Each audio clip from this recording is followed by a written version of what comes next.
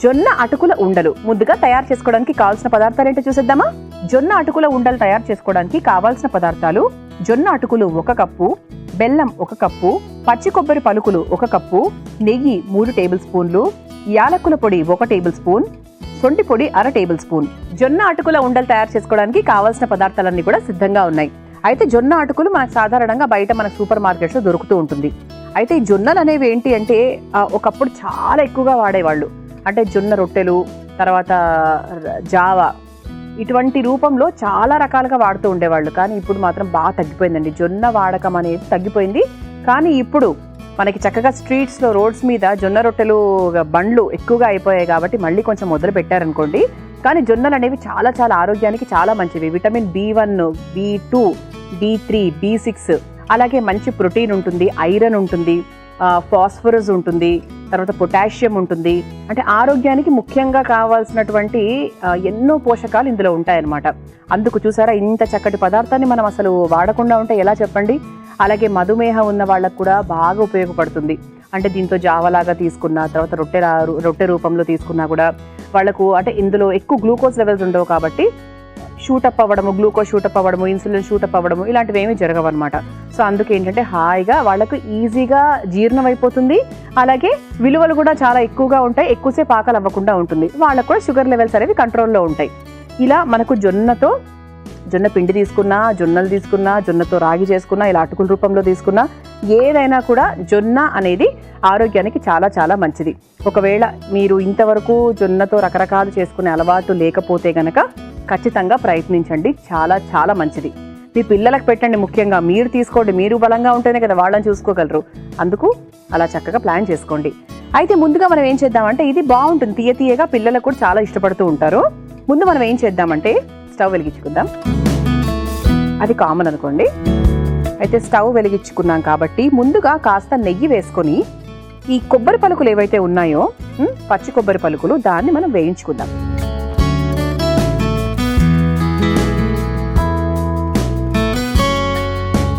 కాస్త నెయ్యి వేసుకొని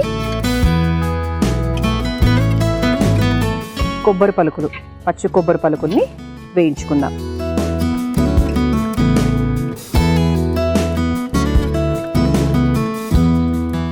ఒకసారి వేయించేసుకున్నామంటే మనం ఉండలు కట్టుకునేటప్పుడు ఇవి మరీ పచ్చి పచ్చిగా నోటికి తగలకుండా కొంచెం కరకరలాడుతూ ఉంటాయి. ఆడవాళ్ళకు ముఖ్యంగా ఐరన్, జింక్ అనేది కొంచెం అటు ఇటుగా మారుతూ ఉంటాయి. ఎప్పుడు ఒకే రీతిలో, ఒకే లెవెల్స్లో ఉండవు. అందుకేంటి అంటే జాగ్రత్తగా మనం చూసుకోవాలన్నమాట. ఇలా కొబ్బరి పలుకులు వేయించేసుకున్నాం కదా, ఒక బౌల్లోకి తీసేసుకొని పక్కన పెట్టేసుకుందాం.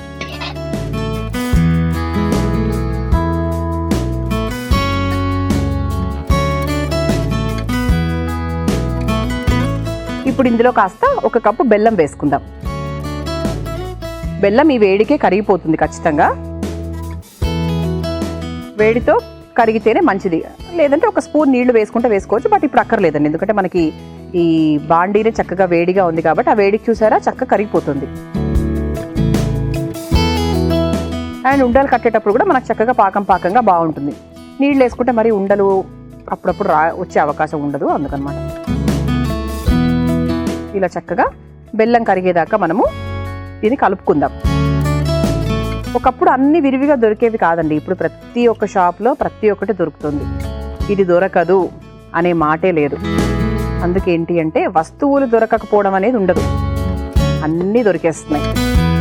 అన్నీ రెడీమేడ్గా దొరుకుతున్నాయి. అది కష్టపడాల్సిన అవసరం లేదు. ఒకప్పుడు ఏదైనా పిండి కావాలి అంటే వెళ్ళి పిండి గిరిని కొట్టించుకొని అక్కడ అదంతా చేసుకునేవాళ్ళు. ఇప్పుడు ఏంటి అంటే అన్నీ రెడీమేడ్గా దొరుకుతున్నాయి. అవి ఎంత నాణ్యమైనవనే విషయం మనకు తెలియదు. అదో చాలా పెద్ద సబ్జెక్ట్ మాట్లాడుకోవాలంటే. కానీ ఇప్పుడున్న బిజీ లైఫ్లో అన్నీ దొరుకుతున్నాయి. అన్నీ దొరుకుతున్నా కూడా మనం ఏం తయారు చేసుకోవట్లేదు, అదనమాట. నేర్చుకోండి, ఇది బాగుంటుంది. ఎప్పుడైనా ఈ వీకెండ్, ఎప్పుడైనా సాటర్డే, సండే అట్లా ఎప్పుడైనా మీకు ఖాళీగా ఉన్నప్పుడు ఈ స్వీట్ పిల్లలు ఇష్టపడతారు. బొరుగులుండ మీ అందరికీ తెలిసిందే కదా, బొరుగులుండలాగా వస్తుందన్నమాట ఇది. కాకపోతే జొన్న అటుకులతో చేస్తున్నాం కాబట్టి చక్కటి ఫుడ్ కూడా వాళ్ళకి ఇస్తున్నాము, మంచి స్వీట్ ఇస్తున్నాము అన్నటువంటి ఒక సంతృప్తి. ఈ చాక్లెట్లు అవి కాకుండా వాళ్ళకి ఏదైనా తినాలనిపించింది చిరుతిండ్లు అంటే ఇది బాగుంటుందన్నమాట. చూసారా చక్కగా బెల్లము ఈ వేడికి కరిగిపోయింది. బెల్లం కరిగిన తర్వాత ఇందులో కాస్త సొంటి పొడి, చాలా కొంచెం శొంఠి పొడి. ఆ పిల్లలు ఒకవేళ ఇష్టపడరు అంటే మాత్రం వేయనక్కర్లేదు. ఆ తర్వాత ఇందులో కాస్త యాలకుల పొడి కూడా వేసుకుందాం. ఒకసారి కలిపేసుకుందాం. ఇది ఒకసారి కలిపేసుకున్న తర్వాత జొన్న అటుకులు కూడా వేసేసుకుందాం. చాలా సులభం అండి. జొన్న అటుకులు మన దగ్గర రెడీగా ఉండాలి తప్ప ఇది చేసుకోవడం అనేది చాలా చాలా సులభంగా చేసుకోవచ్చు. పల్లీ చెక్కి చేసుకుంటాం కదా, పల్లీ చెక్కికి సమయం ఎక్కువ పడుతుంది. మనకు పల్లీలు వేయించుకోవాలి అవన్నీ ఉంటుంది, కానీ అసలు ఇందులో ఎక్కువ సమయం పట్టే అవకాశమే లేదు అసలు. ఇది చల్లబడిన తర్వాత కొంచెం బెల్లం కూడా దగ్గర పడుతుంది కాబట్టి ఇంత జారుగా కూడా ఉండదు. దానికి తగ్గట్టుగా చూసుకోండి. వేడి మీద ఎప్పుడైనా బెల్లం కాస్త కరిగినట్టుగానే అనిపిస్తుంది, కానీ మళ్ళీ మన ఫ్యాన్ కింద పెట్టి ఉండలు చుట్టే సమయానికి బెల్లం కాస్త గట్టి పడుతుంది కాబట్టి ఇలా సరిపోతుంది. ఇంత ఆహా, నేను కూడా ఖచ్చితంగా ఇంట్లో ఇది ప్రయత్నించి మా అబ్బాయికి పెట్టాలనిపిస్తోంది. నాకు బాగుంది, మంచి సువాసన కూడా వస్తుంది, చాలా త్వరగా అయిపోతుంది అన్నిటికన్నా ముఖ్యంగా. ఇక నేను స్టవ్ ఆఫ్ చేసేస్తున్నానండి, ఇంతకన్నా అవసరం లేదు. సో బెల్లంలో ఇది చక్కగా కలిసింది కాబట్టి ఇంతకన్నా అవసరం లేదు. ఓకే, ఇప్పుడు మనం దీంట్లో కొబ్బరి ముక్కలు కూడా వేసేసుకుందాం.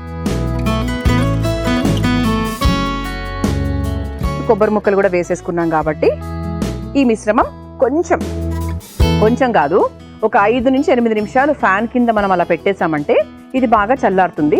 మరీ చల్లారకూడదు, కొంచెం వెచ్చగా ఉండి మనం ఉండలు కట్టుకోవడానికి సులువుగా ఉంది, మన చేయికేం ఇబ్బంది లేదు అనుకున్నప్పుడు దాన్ని చక్కగా ఉండలు కట్టేసుకోవడమే అనమాట. ఒక 5 నిమిషాలు దీన్ని చక్కగా నేను చల్లారబెట్టి ఆ తర్వాత మీ ముందే ఉండలు కట్టేస్తాను. మనం చక్కగా బాండీలోంచి ఈ జొన్న అటుకుల మిశ్రమాన్ని తీసి ఒక ప్లేట్లోకి తీసుకొని ఒక 2 నిమిషాల పాటు, ఎక్కువ సమయం పట్టలేదండి, నేను ఇంకా చాలా సమయం పడుతుందేమో అనుకున్నాను కానీ అస్సలు సమయం ఎక్కువ పట్టలేదు. అయితే ఇప్పుడు దీన్ని ఇలా పక్కన పెట్టేద్దాం, గోరువెచ్చగా ఉంది. ఇప్పుడు ఒక ప్లేట్లోకి తీసుకొని చేతికి కాస్త నెయ్యి రాసుకుంటే ఏంటంటే కొంచెం మనకు ఉండ కట్టుకోవడానికి కరెక్ట్గా వస్తుంది అనమాట. ఇది మనకి కావాల్సిన సైజ్ ప్రకారంగా మనము ఉండలు చుట్టుకోవచ్చు. ఇది మరీ పెద్దగా కాకుండా కొంచెం మీడియం సైజులో తీసుకుంటున్నాను.